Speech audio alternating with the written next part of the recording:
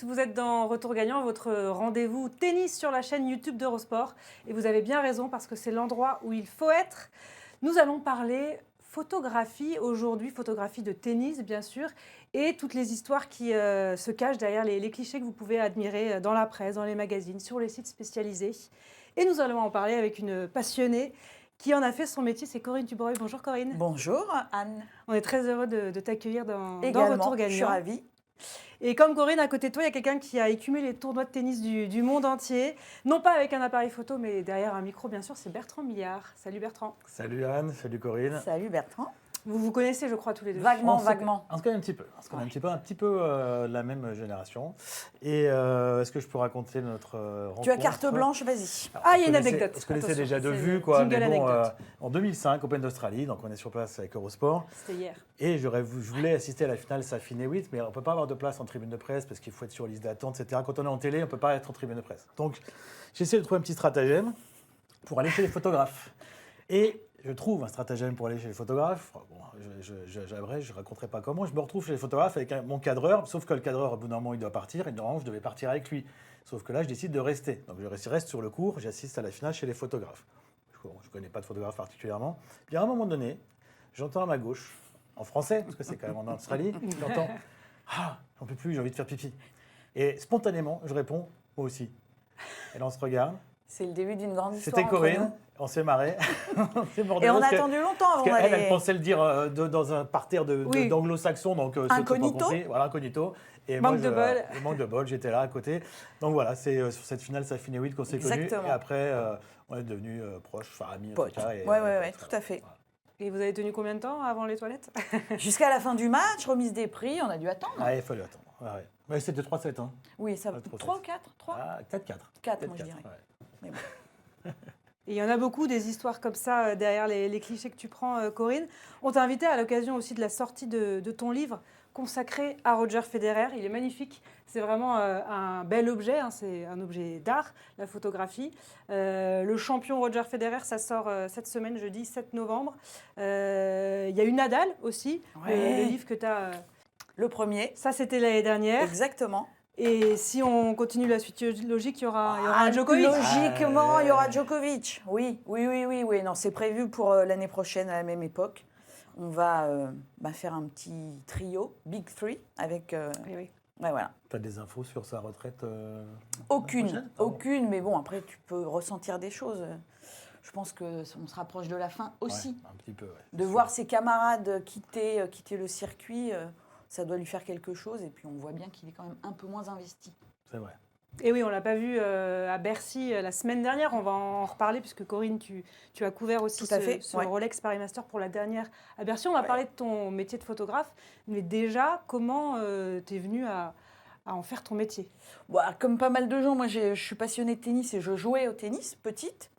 Je crois que j'ai dû commencer à l'âge de 6 ans. Bon, j'étais nulle, mais ça me plaisait beaucoup. Comme moi. Comme toi. Voilà. tous. Non, j'aimais beaucoup ça. Je passais beaucoup de temps au club de tennis. Et puis, j'avais un oncle qui était passionné de photo. Et il m'a un jour mis son appareil photo dans les mains. J'avais 11 ans. Je trouvais ça génial de changer les objectifs, d'appuyer, tout ça. Et j'ai dit à mes parents, je dis voilà, j'aimerais bien être photographe de tennis. Ah oui, donc c'était déjà précis. Oui. Ouais. Voilà. Après, j'ai fait des photos, pas de tennis. Et puis, en 1987, donc j'avais 16 ans, j'ai acheté une place pour aller à Roland-Garros. À l'époque, c'était assez facile, une entrée générale. J'y suis allée avec mon appareil photo. Et je suis arrivée sur le cours numéro 1, le fameux feu court. sûr. Voilà. Et là, je vois une joueuse et je me dis, waouh, j'adore. C'était Chris Evert.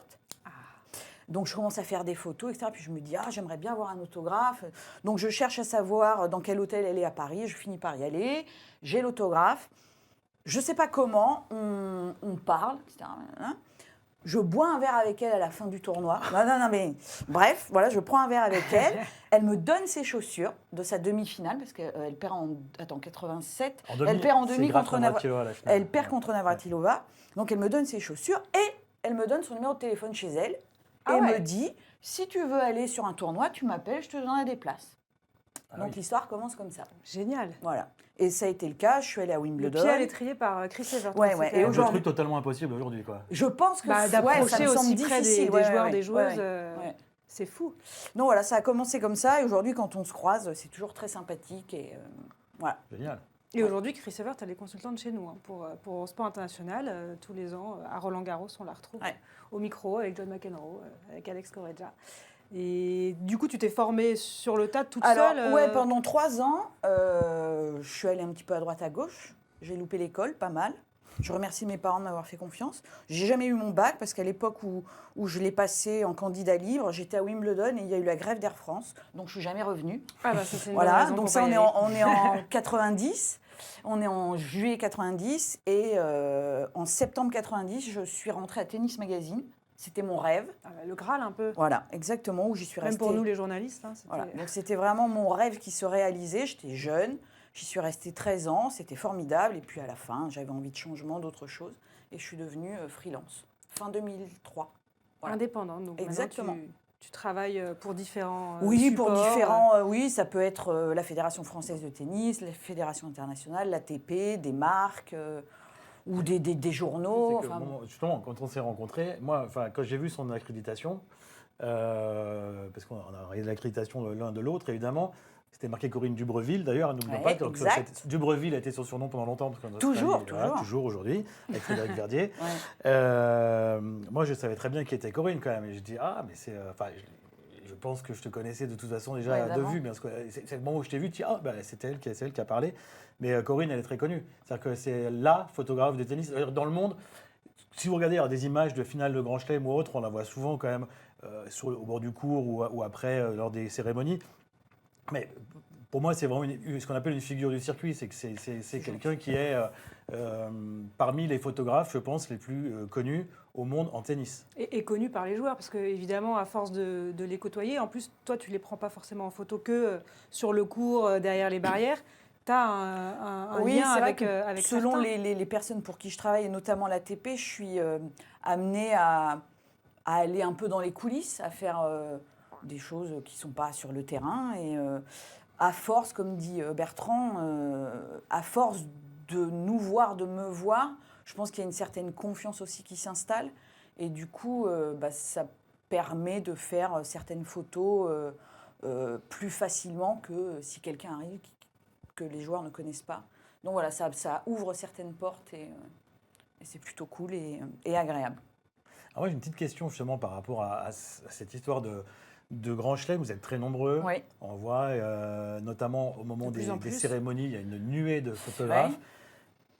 Je pense que moi, je n'aurais pas pu faire ce métier parce que d'avoir un gros stress, d'être bien placé, d'avoir la bonne place. Comment on fait pour avoir le bon spot au bon moment Alors c'est compliqué, surtout quand on a ma taille et mon gabarit. Donc à une époque, il fallait vraiment se battre un peu. Aujourd'hui, c'est mieux organisé. On a une place attribuée, donc il n'y a plus besoin de courir. En plus, il faut savoir que moi, en tout cas, je dois envoyer mes photos en temps réel. Donc, si vous avez une balle de match, le joueur qui gagne, qui lève les bras, etc., moi, je dois rester à ma place. Je suis branchée à un cordon. Je suis connectée et j'envoie mes photos. Donc, je ne peux pas courir sur le terrain pour prendre une bonne place. Donc, c'est plutôt bien fait aujourd'hui. Et chacun a sa place, ce qui évite de faire le troupeau. On a souvent une image, nous, les photographes, pas géniale. Donc là, voilà, là, c'est bien organisé et chacun a sa place et c'est parfait. Et comment on se démarque alors de la photo de celui d'à côté? C'est essayer de trouver un angle différent? C'est plus dans l'action plutôt que des photos posées, j'imagine. Je pense que c'est la différence. Il y a une histoire effectivement de trouver des angles différents, mais je crois d'abord c'est sa sensibilité, sa propre sensibilité, ce qu'on veut montrer, l'émotion. Il y en a qui sont plus axés sur l'action, la photo parfaite, je ne sais pas si ça existe. Moi j'aime bien essayer de montrer qui est le joueur, montrer ses émotions, qu'elles soient positives ou pas. Et souvent, je sais que quand les gens parlent de mes photos, c'est ce qui ressort, c'est l'émotion. Et c'est ça me va très bien. Voilà, c'est vraiment ce que j'essaye de faire, de montrer, plus que la photo parfaite, une action. Voilà, c'est une action. Alors, néanmoins, j'avais posé la question à Antoine Coudercel, également photographe de tennis, français, bien connu. Excellent. Je lui ai demandé la question s'il avait un spot un peu secret ou s'il avait trouvé un truc un peu. Moi, je sais ce qu'il t'a dit. Ouais, je sais ce qu'il m'a dit. C'était en interview l'année dernière. moi, je sais. Non, je sais. Non, mais Non. je pense savoir ce qu'il t'a dit. Et il m'a dit Wimbledon, Oui. et le petit spot où pile on voyait les joueurs ou les joueuses arriver. La fenêtre. La fenêtre, Ah oui, mais la un endroit fenêtre dans le spécial. lierre. Voilà, Oui, dans le mais- lierre. Et il y avait ça pour la finale de Marion Bartoli en 2013. Ouais, tout à fait. Je pense que c'est un peu sa petite marque à lui, c'est ce spot-là. Et il faut savoir qu'à Wimbledon, pour faire cette photo, à quelques mètres près, t'as pas exactement Oui, la même il faut chose. avoir le bon cadrage, Voilà. parce qu'il y a 2 fenêtres et il y a des Ouais, photos il y a où 2 on fenêtres, voit, puis il y a beaucoup de reflets. Enfin, tu peux pas te mettre en dessous, il faut être vraiment loin. Enfin bon. Il y a Est-ce que toi, tu as un truc, justement, je sais pas, sur un tournoi, un spot comme ça, un peu bien connaître les lieux, déjà. que tu as découvert pour avoir des photos que personne d'autre n'avait? Oh là là, c'est compliqué ça. On va pas balancer ses Là, spots tu me secrets. prends un peu. Non, mais qui ne sont plus secrets maintenant, tu vois. Oui, c'est vrai. Premiers à découvrir, la première Non, à j'ai- découvrir. En Australie, tu vois, faire par exemple des ombres chinoises sur le. T'as Oui. le bleu du court et le toit fait que le joueur souvent est à l'ombre. Et je pense avoir commencé très tôt à faire ces photos-là de profil où tu ne vois pas le joueur mais tu le reconnais et jouer aussi avec les éléments pour faire du noir et juste une bande bleue avec le joueur, etc. Il y en a dans le livre. Oui, il y en a plein, voilà, des donc photos de l'Open voilà. d'Australie. Je ne vais pas dire que j'ai découvert ça, mais je pensais avoir été une des premières. Bah tiens, exactement. Les ombres, c'est ce qui permet à Florent Caloise de nous faire des quiz. Voilà après. ce dont je parle. Voilà, exactement. Excellent. Donc là, on dirait qu'il est un peu sur la Lune. Mais je joue. joue en fait avec le premier plan. Et seul au monde, surtout.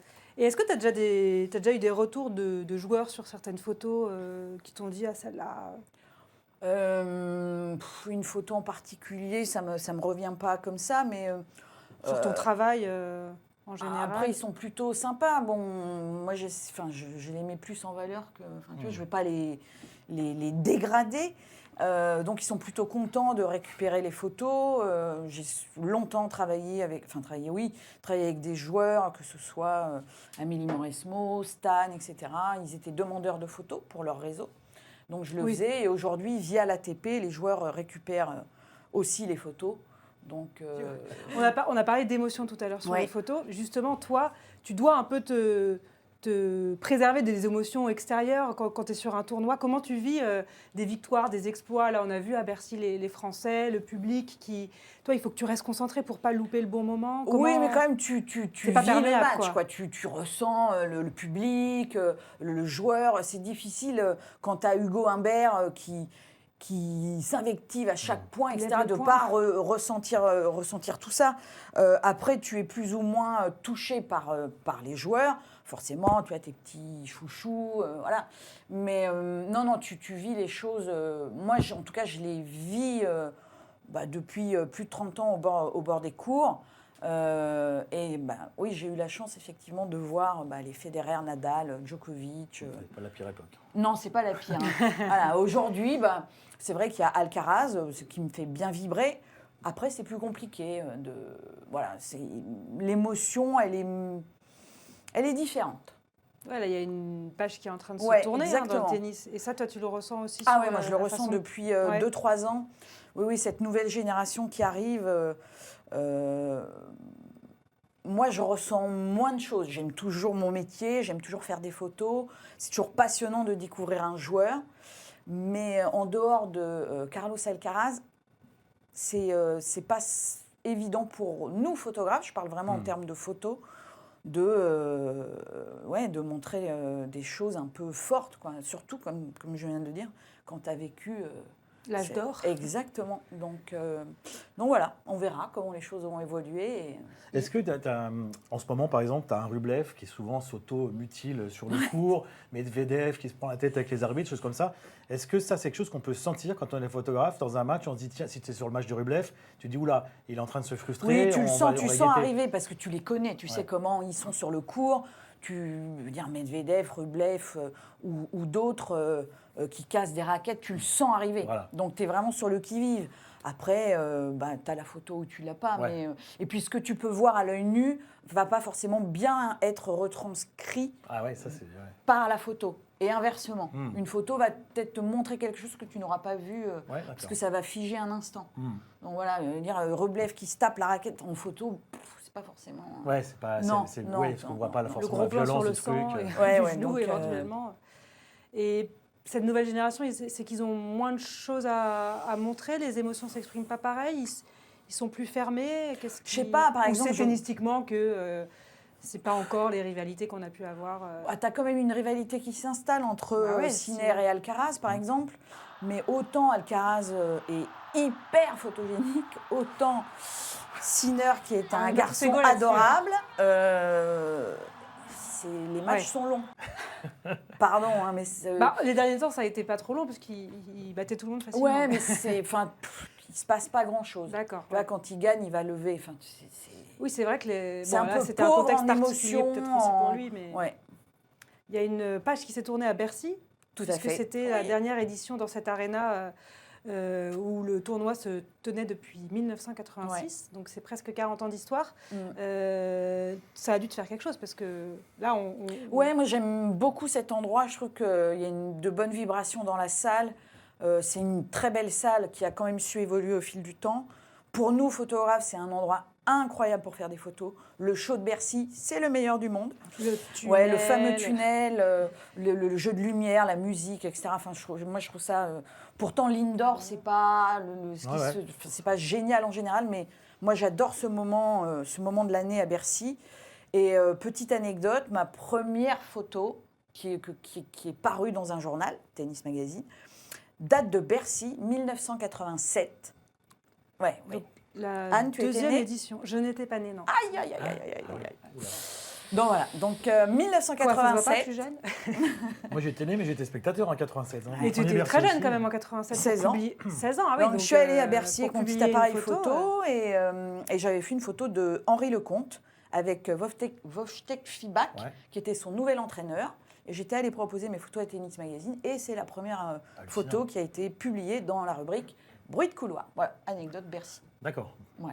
Et derrière, c'est comme ça que tu te fais embaucher plus tard. Oui, voilà. Il y a ceux qui avaient déjà envie de bosser, puis il y a ceux qui étaient oisifs, qui allaient voir les matchs, tranquilles, toute la journée de 11h à 1h du mat, les Ivo Ivojinovic chez Snokov, voilà. Sans faire, c'était mieux avant. Ça, c'est vrai, aujourd'hui, il y a une jeune photographe de 16 ans qui arrive dans un journal de tennis qui dit j'ai une photo là, que j'ai prise à Bercy. C'est impossible, non? Déjà, il faut avoir accès. Mais moi, j'ai acheté mes places. Tu vois, je faisais ça depuis les gradins. J'ai acheté mes places. Depuis les gradins, d'accord. Ouais, j'étais pas du tout accréditée ni rien. Pourquoi pas? Je sais pas. Si tu... Bon, le culot de le faire, quoi. Ouais, elle a bien le culot d'aller voir Chris Evert. Alors, t'as été payé pour cette photo? Ouais. Ah ouais, c'est génial. Ouais. En fait, pour voyager, il fallait bien que je me finance mes petits trucs, tu vois, aller à Wimbledon. Je suis allée à l'US Open aussi en 1990. Donc, en fait, je vendais mes photos. 10 francs la photo, je me souviens, je passais des annonces dans Tennis de France, vend 10 francs, photographe, Agassi, papa. Donc j'avais des gens, enfin des fans qui régulièrement m'achetaient des photos, notamment un fan de Steffi Graf. Et donc avec cet argent-là, hop, je faisais mes petits voyages. À Gunther Parch, il s'appelle, non? Non, c'est pas lui. Ah non, quand même pas. Fou celui-là. Est-ce qu'il y a des joueurs que tu suis particulièrement sur une saison parce que tu as envie qu'il y ait un fil conducteur ou c'est les tournois qui... Non, c'est les tournois. Après, évidemment, il y en a que je préfère à d'autres, mais non, je ne vais pas en suivre un en particulier. Et les Français, tu as noué une relation particulière avec eux Forcément, le fait qu'ils soient français, le fait qu'ils soient français, c'est plus facile. On se voit, on se croise, on discute, on se dit bonjour. Toute cette nouvelle génération que j'aime beaucoup d'ailleurs, Arthur Fils, c'est un super client pour nous les photographes. Et puis, moi je trouve que c'est un charmant garçon qui en veut, qui est un peu différent des autres Français parce qu'il dit vraiment que... c'est vrai qu'il a l'ambition. Exactement, qu'il ne cache pas. Il ne le cache pas, il le dit. Donc moi j'aime beaucoup Giovanni aussi, même si en photo c'est plus compliqué. Oui, parce que, c'est pas le même caractère. voilà, il sert beaucoup, fort. Il est très haut aussi. Ouais, les Français, ça se passe toujours bien. Joe Tsonga, j'ai travaillé avec lui longtemps. Amélie Mauresmo, tous, ils sont tous sympas. Quoi. Ils sont tous différents. Tu as parlé de Fils qui est plutôt exubérant. Humbert, il est dans sa bulle. C'est intéressant aussi à photographier. On l'a vu cette semaine, il était presque possédé un peu par le truc du miroir m'a vraiment scotché. C'est incroyable. Ouais. Non, il est dans sa bulle, mais il montre des choses. Il partage avec le public. Ouais. Donc pour nous, c'est bien. Pour nous, photographes, c'est bien. Tu l'as vu évoluer parce que c'était pas le joueur le plus. Ah si, il a toujours été. Bon là, c'était vraiment poussé. Là, il y a à Bercy, c'était quand même particulier. Oui. Mais quand il gagne à Marseille où j'étais cette année, c'est pareil quoi. Enfin, Ouais. Il aime sentir le public l'encourager autour de lui. Et il est il est très démonstratif sur le terrain, oui. Ouais, Et ça il nous le pique porte. presque notre boulot, nous, parce qu'à Dubaï, où il a gagné aussi cette année, à la fin du premier set, je ne sais plus contre qui c'était, un set qu'il a perdu, peut-être contre Medvedev, on l'entend dire tout ce qui lui passe par la tête. Il dit, allez, mais ça, vas-y, c'est maintenant, génial. t'as pas fait ça, t'as pas fait ci, maintenant, il faut y aller, il faut attaquer, C'est il faut être incroyable. agressif. Voilà. Et tout ce qu'il dit tout sur le terrain, et il Ouais. le fait derrière. On Toi, l'a t'as vu, plus rien à dire, t'es On tranquille. l'a vu Voilà, même à tranquille. Bercy, hein, Ouais. ces Ouais. petites discussions avec lui-même pour Ouais. s'encourager sur ce qu'il y a à faire, pas à faire. Tu as parlé de liens. Est-ce qu'il y a des joueurs qui parfois ont pu mal prendre une photo ou s'énerver sur le cliquetis peut-être de l'appareil ou... Ah oui, oui. Alors, aujourd'hui, il n'y a plus de clic-clac, c'est terminé. Oui. Aujourd'hui, c'est silencieux. Donc, ça va à tout le monde, y compris à nous. On est beaucoup Je n'étais plus pas là en 87. On est beaucoup plus discret. Ouais, j'ai une anecdote. Alors, ouais, il le sait. Joe, pardon, j'ai déjà raconté. Joe avait, quand il servait, il y avait une position de main vraiment très jolie. Voilà, les doigts comme ça, la balle. Et à l'époque, avant les appareils photo hybrides silencieux, ça faisait du bruit. Et au moment où le joueur jette la balle, souvent ça le dérange. Clac, clac, clac. Oui, c'est pour ça. Voilà. Et une fois à Wimbledon, c'est arrivé plusieurs fois que Joe pète des plombs à cause de ça et qu'il nous regarde D'un air mauvais. voilà, d'un air mauvais en disant non, c'est votre faute, arrêtez, etc. Et une fois à Wimbledon, on était sur le cours 2, je crois, plusieurs photographes français, et pareil, ils repètent un plomb à cause du bruit. Donc on change de position. Oh, alors, je ne sais pas s'il faut le passer, mais moi, ça m'a fait rire. On change de position, on se met en hauteur. Donc, il ne nous voit plus et il serre. Et là, on se dit, on va tous faire une photo au moment où il serre. Papa. Et là, hop, il lâche la balle et il cherche. Voilà, bon. Ouais. Non, mais il est au courant de l'anecdote. On en a déjà parlé, il s'est excusé. Oui, après, c'est pas contre vous, les photographes. Non, on sait maintenant que Joe n'a pas gagné Wimbledon à cause de À Corinne. cause de Corinne, C'est tout. voilà. Non, mais il connaît l'anecdote. Voilà. C'était vraiment une fois un clin... Enfin, bref. Bon, après, chacun fait son métier, ils Ouais. en ont conscience. C'est juste Bien que quand sûr. c'est un moment où eux, ça les gêne, ils Ouais. sont dans leur match, dans une concentration extrême. Mais il y a de la concentration pour vous aussi. Oui, bien dans ces sûr. On moments-là, cherche donc, toujours à saisir le bon moment et voilà. Mais bon, il sait que c'était un travail qu'il avait à faire sur lui. Bien sûr. Normalement, il ne doit pas l'entendre. Ouais. Concentration. Est-ce que tu vas couvrir le Masters qui arrive? Oui, je pars jeudi à Turin pour faire le Masters. Et ensuite, Et la Coupe Davis. la Coupe Davis à Malaga. Ah, mais Avec le Rafa. livre est déjà Ouais. sorti, alors comment non, il va faire falloir une faire un petit réédition? addendum. Ouais, il y aura une réédition l'an prochain avec, je pense, pas mal de pages en plus, de nouvelles photos, parce que depuis la sortie du livre, même s'il est sorti il y a un an, ça va jusque mars ou avril 2023. Donc, il s'est passé du temps. Eh oui. Il y a eu les Jeux, il y a eu Roland-Garros, il y aura Malaga. Je l'ai rencontré aussi l'an dernier au Koweït. À cette occasion, je lui ai remis le livre. Donc ça, j'étais contente. Il était content aussi. Donc voilà, il y a plein de choses nouvelles qui seront dans une édition, une réédition l'an prochain. Avec quelques larmes. Normalement. Sûrement, ouais. Et d'ailleurs, justement, tu étais aussi à la Lever Cup ou au Eh Federer. non Aïe. Ah voilà, ouais, non, ça C'était c'est... du pain béni pour les photographes. C'est un Pour les regret, caméras, pour- c'est un regret, mais je ne pouvais pas faire autrement. Je travaillais pour le tournoi de Metz à l'époque, donc j'étais engagée, j'allais pas leur dire, parce que Roger annonce très peu de temps avant, Oui, 10 jours, une semaine Ouais. avant, qu'il arrêterait là-dessus. Et j'allais pas tout dire à chambouler. Julien, le pauvre Julien Bouter, Julien, écoute, je te laisse, Ouais. je vais voir Roger. Ah non, ouais, non. Donc voilà, donc oui, j'aurais bien aimé y être, mais c'est comme ça. Même en ayant été là-bas, est-ce que j'aurais fait cette fameuse photo? Je ne sais pas. Bah, c'est tout à ton honneur, en tout cas c'est bien, ça voit que c'est pro. Ouais, ça va pas dire Oui. au directeur de tournoi au dernier moment, ah ben... Non, On lâche tout pour ça Roger. se fait pas. Donc voilà, on verra. Je serai à Malaga et je ne quitterai pas Rafa Nadal. Tu as parlé de spots secrets, de positions parfois un peu différentes. Est-ce que ça peut être dangereux? Les services d'un petit Péricard, je crois que tu as eu des moments à Bercy, justement, où Ouais, à Bercy, ça aurait pu à mal Bercy. tourner. Ouais, alors Bercy, donc il y a ce fameux show formidable, le tunnel, et ensuite il y a une poursuite qui accompagne le joueur sur le terrain. Et il y a 2 ans, pour le match Tiafoe-Félix Auger-Aliassime, je fais le tunnel. Donc après, il faut courir un petit peu pour se positionner derrière le spot, un angle bien particulier. Donc j'arrive et là les photographes sont déjà installés, donc je prends la place qui reste derrière une glacière. Et donc Félix vient prendre une serviette dans la glacière, tac, boum. Et Tiafo arrive, il ouvre la glacière, mais il lâche le couvercle, enfin et ça finit sur ma tête. Donc j'ai été en sang. J'ai eu Mais si. Ils ont dû m'évacuer, j'étais en sang parce que j'avais mes lunettes que je ne quitte jamais. Bref, la tête en sang, point de suture, tout ça. Voilà, donc je suis revenue avec un filet, vous savez, les filets de mangue là, les trucs sur la tête. Ouais. Donc je suis revenue avec ça, un pansement. Je faisais mes photos et bon, bref. Il y avait une bonne photo à faire là de toi alors. Ouais, il y en a. Ouais, j'en ai. Hein? C'est excusé le Oui. Après, il m'a envoyé un message. Oui, il a dû avoir peur. Il s'est excusé, puis on en a reparlé en se revoyant plus tard. Voilà. Non, une fois j'ai fini comme ça, puis une fois aussi j'ai fini en barquette. Ça, je m'en souviens. C'est à Monaco, ça. Hein? Alors, à Monaco, c'était en fauteuil roulant. Mais c'est dangereux ce métier. Mais c'est un métier physique. On nous avait pas dit. Non, c'est un métier physique, c'est vrai. Oui. Et on porte 20 kilos de matériel pendant des heures toute la journée. Et effectivement, à Monaco, d'un coup, à 3 points du match, c'était Tsitsipas, je ne sais plus qui. Je me lève un peu trop rapidement, je me bloque le dos, mais bloqué, je ne pouvais plus bouger. Je ne pouvais pas faire ça.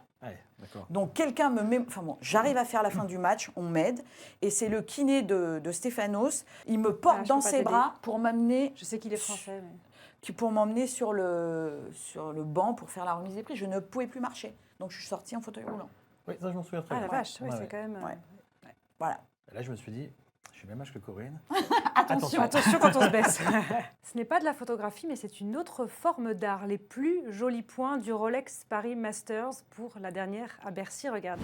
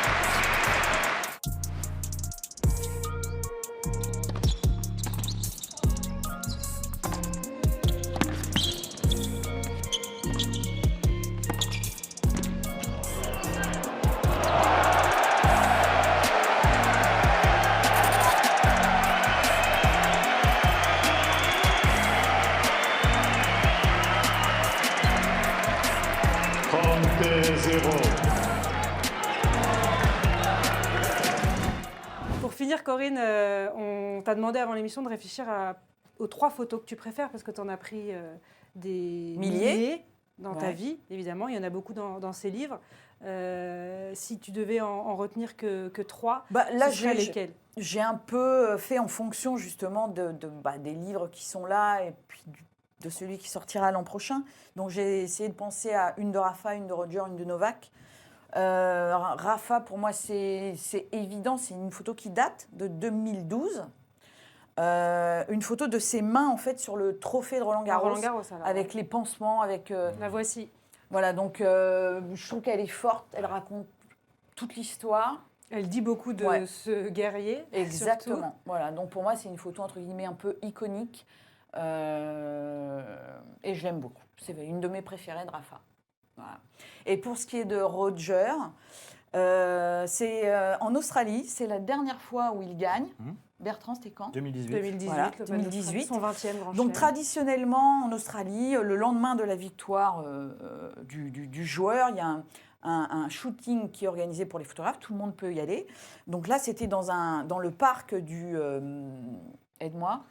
Des Botanic Gardens, non c'est Non, pas ça non, Ah non, de c'était ah oui, chez le... chez le gouverneur. Gouverneur. Voilà, à la Dans maison l'état du de- gouverneur, de donc l'état un de immense Victoria. parc. Donc là, on est, je sais pas, 20-30 photographes.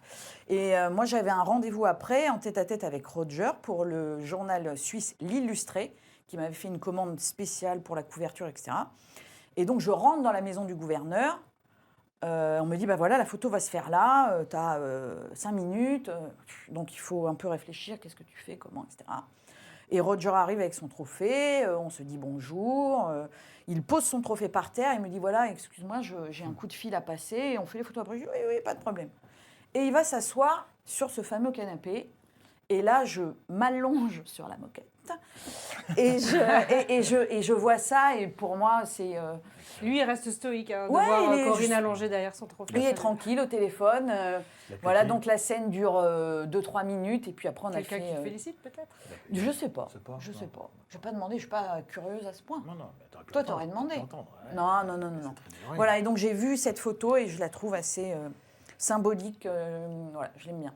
C'est vrai qu'elle est belle. Et puis ça change, c'est pas une photo sur un court de Exactement. tennis, donc Exactement. c'est particulier. Et Novak Bah, Novak est un joueur hyper photogénique. Vraiment, on se régale. Que ce soit en action, en attitude, etc. il est élastique, ça Ouais, fait des grands ouais, ouais. écarts. Et là, j'ai choisi une photo récente qui, pour moi, est le moment de l'année pour lui. Ah oui. Le truc le plus fort. C'est pendant les Jeux, pendant la remise des prix. Il est avec sa médaille et je trouve que le regard de Carlos aussi en dit long. Ouais. Hein, je crois que ça l'a beaucoup marqué, cette défaite. Et voilà, c'est une photo symbolique. C'est pas la plus grande photo de Novak Djokovic, mais elle est pour moi assez symbolique de cette année 2024. Plus tard, Voilà. quand je Et serai puis la grand, je vais être quatrième, Novak Djokovic. c'est la photo que tu as prise de moi avec en train d'interviewer Elena Dementieva à Coubertin, hein, donc il y a quelques Ah oui années. Ouais, Oh là là, j'ai mais pas tu as ce eu beaucoup de souvenir. pudeur, je vois que tu l'as pas cité. Je crois qu'elle n'est pas dans le livre, mais... Non, bah non, le livre Dementieva n'est pas sorti encore. Bon, bah merci Corinne, en tout cas, c'était passionnant Avec grand plaisir. d'apprendre tout ça, toutes ces histoires derrière les photos. D'ailleurs, il y a des thématiques dans ce Tout livre à fait. sur Roger Federer, et c'est préfacé par Stan Wawrinka, c'est Ouais. la classe. Merci Stan. Ouais, non, il a été adorable. Il a dit oui tout de suite. Et voilà. Il est classe, lui aussi. Eh ben, je vous recommande ce bel ouvrage sur Roger Federer, il y a le même sur Nadal, et il y en aura un autre à venir. Mais donc. Anne vous recommande quand même plutôt, encore plus celui sur Federer, on a noté. hein. Non, du tout, moi je suis neutre, Oui, totalement. Très neutre. Et Même pareil, au Corinne niveau a des du- joueurs préférés. Alors. Au niveau Ouais. du feuilletage des livres tout à l'heure, c'était très neutre aussi. Non, et celui sur Roger, il est aussi en anglais, je précise, parce que c'est plutôt... voilà, c'est bien. Eh ben, merci. En tout cas, c'était un plaisir de t'accueillir dans Retour Gagnant. On a hâte de Plaisir découvrir partagé. les photos à venir. Ouais. Avec ce rendez-vous sur Eurosport, le Masters, que tu couvriras. Et puis, il y aura la Coupe Davis pour Oui. finir l'histoire avec Rafa. Tout à fait. Ouais, peut-être je vais verser une petite larme, je crois. hein. Ah bah, je pense, oui. Ouais, Il faudra Ouais. quand même que tu vois encore ton objectif. c'est vrai. Je verserai de l'œil gauche et puis je ferai de l'œil droit. Et je pense que tu ne seras pas la seule Ouais. à verser ta petite larme. Merci à tous les deux. Et puis, Superbe. à très vite pour de nouvelles aventures tennistiques dans Retour Gagnant. Oui. Et merci à toute l'équipe, bien sûr, en régie, autour de Seb Petit, de Flo Caloise, de Romain Kurtz, Quentin Guichard pour tout le graphisme de ces jolies photos. Et puis, Et merci à Dubreville d'être venu nous voir. Dubreville. Avec T'es là. plaisir, mon petit Bertrand. Merci beaucoup. Salut.